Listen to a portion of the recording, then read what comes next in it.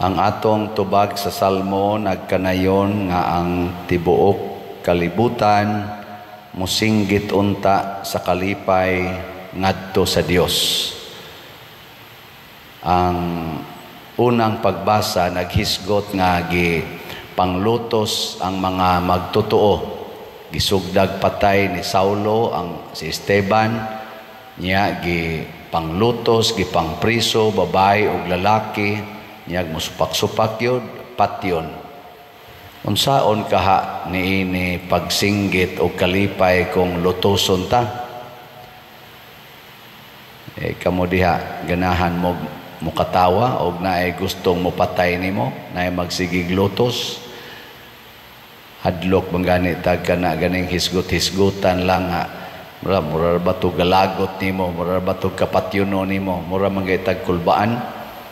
Unsa nakaha kon naa na gyud ang mga nagdag, mga espada, mga pusil kay patyo na ka. Muna nagkatibulaag ang mga magtotoo didto sa Jerusalem.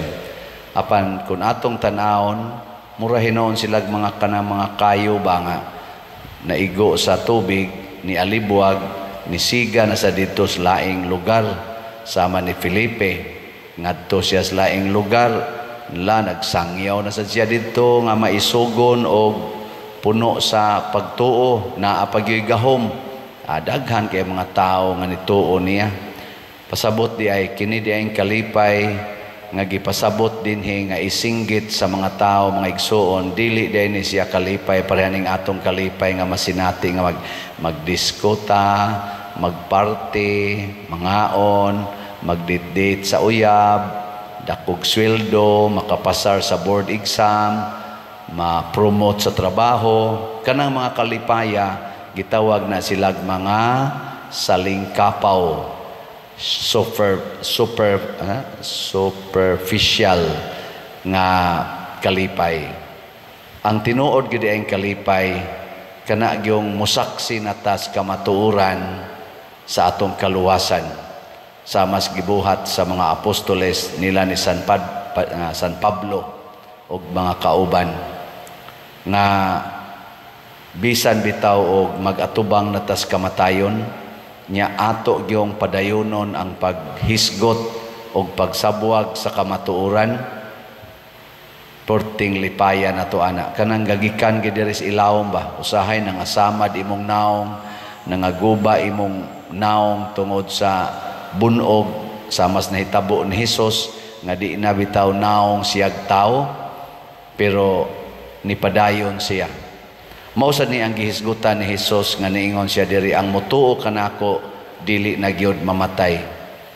Kini manggong kinabuhi equivalent ani niya dili lang kaning paginhawa. Life also means happiness. Aw mohisgot si Hesus nga dili na gyud mamatay duhay meaning ani. Dinhis kalibutan dili mohunong ang imong kalipay o ang imong kalinaw nya og mamatay na ta kanang mubuwag ng atong kalag sa atong lawas dili sa ta maimpierno adto gitas langit ang kalipay na gyud nga way katapusan nya unsa may sikreto motuo ta ni Kristo og kinsa man tong motuo ni Kristo magsangyaw magpuyo siyang kinabuhi gilingay mong tupad ina andam kang mamatay para ni Kristo. Nakuno. Kamong mga asawa, kinsa ninyo ang andam ng mamatay para ni Kristo. Kanang di gyud makigbuwag sa bana, bisag yawan o na kaing bana, sige ra gyud. Congratulations ninyo ana. Mga bana sad, di gyud mo yaw-yaw sa asawa, bisan pag mag-yaw-yaw ang asawa, gikas buntag hantod sa gabi kana maunay nito o Ginoo. Ngato sang mga politicians karon kinsakha nila ang dili mga palaaway kanang kusog kaing moantos nga bisag dauton, bisag daog-daogon, bisag sawayon padayon nga mubuhat og maayo. Kinsakha ron nila Team Marcos o Team Duterte. Hinaot unta nga makapili na ta. Atong pilion kanang kusog mo antos, kana bang mohatag og kalipay, dili kasamok, dili kabugat, dili kalagot ang ihatag ngan hinato. O kinsa man ni mga tawhana kanang magsigig yod og alagad sa katawhan. Way pili, dautan og buutan, ilang alagaran, dato og pobre, labi na gyud ang pobre, ilang alagaran. Una mamili ta, ni abana sa team Duterte o ni abana sa team Marcos. Ug asa ta makapili gikan sa senador hangtod gyud sa konsehal, kanay atong butaran. Nya kinahanglan guided kita sa Holy Spirit. Nya kun ato nang mabuhat, makatampo ta sa kalipay sa atong kalibutan ug makaingon dayon ta ang tibuok kalibutan mosinggit unta sa kalipay ngadto sa Dios. Nganuman kay ang naglingkod sa atong pangagamhanan Dios non maalagaron ang kinaiya, pulos maalagaron. Pero ang makalingkod gani sa atong pangagamhanan, pulos mapahimuslanon, mga kurakot, mga kining gitawag natog mga hakob sa gahom ug sa bahandi na alaot jud kay taani. Muna iampo nato nya ato sa giyong tinud-on pagpili karong umaabot Lunes, no? Pitsa 12. Pagampo sa katawhan. Mga igsoon, masaligon kita sa kanunayng grasya sa Dios kay ang atong amahan ani aman nagtan-aw kanato og nag-uban kanato. Busa mo ingon kita, amahan panalangini kami. Amahan panalangini kami. Nga ang mga nangulo sa simbahan magsaksi kang Jesus nga mao ang pan sa kinabuhi niining kalibutan, nga gigutom sa pagpangitag kahulugan sa kinabuhi, magampo kita sa Ginoo. Amahan panalangini kami.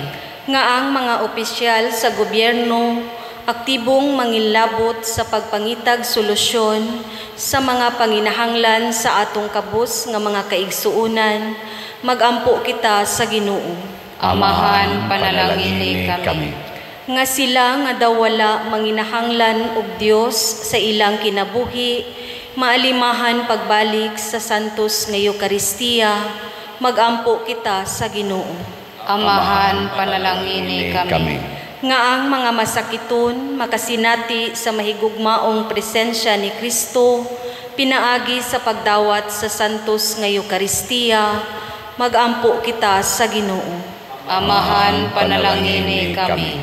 Nga si Halangdong Teofilo Kamumot, isipon unta sa Ginoo nga takos nga mabayaw ngadto sa altar sa mga santos, magampo kita sa Ginoo. Amahan panalangini kami. Nga ang mga proyekto dinhi sa atong simbahan, pinaagi sa pangama ug paggiya ni San Vicente Ferrer, magmalampuson ug mahuman unta sumala sa atong mga giplano ug gipangandoy, magampo kita sa Ginoo. Amahan panalangini kami.